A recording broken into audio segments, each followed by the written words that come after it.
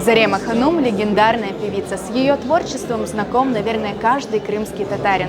Ее можно узнать из тысячи. Она отличается особым шармом и стилем. Зритель соскучился по ее концертам.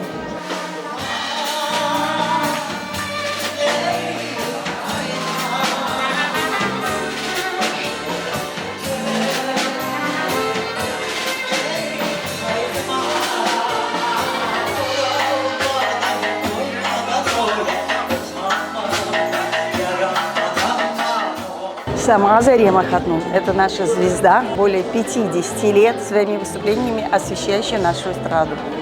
Она богиня.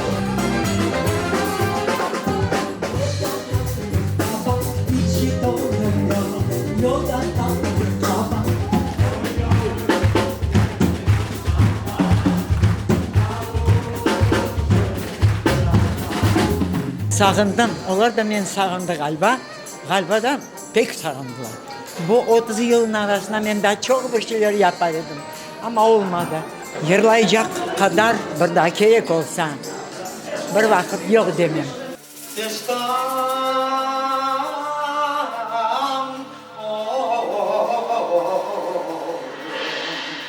Мы то поколение уже детей, подростков, кто вырос на ее песнях, да, и эти песни до сих пор слушает и молодежь, это очень радует. Атмосфера шикарная. Я выросла на этих песнях, каждую песню практически знаю наизусть, подпеваем всем залом.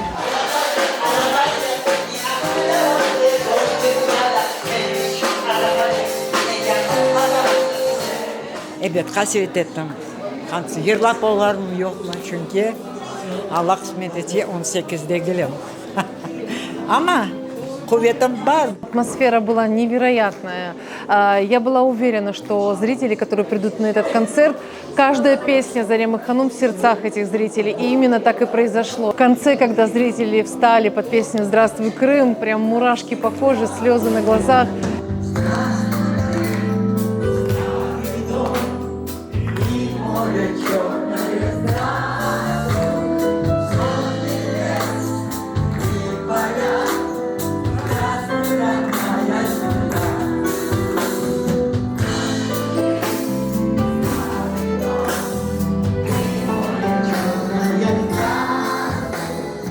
Unutmadılar.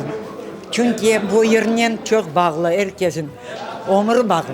Kırım'a kayıtkan zamanı bağlı. Biz Zuya'dan 17 adam geldik. Zarema Hanım için büyük memnun oldunuz. Bu benim yaşlığım. Я так насладилась.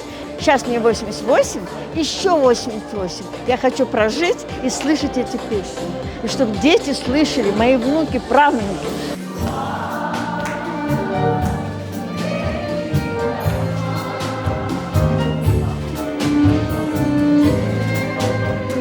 Атмосфера была непередаваемая, столько эмоций. Зарема Ханум – это достояние крымско-татарского народа, легенда.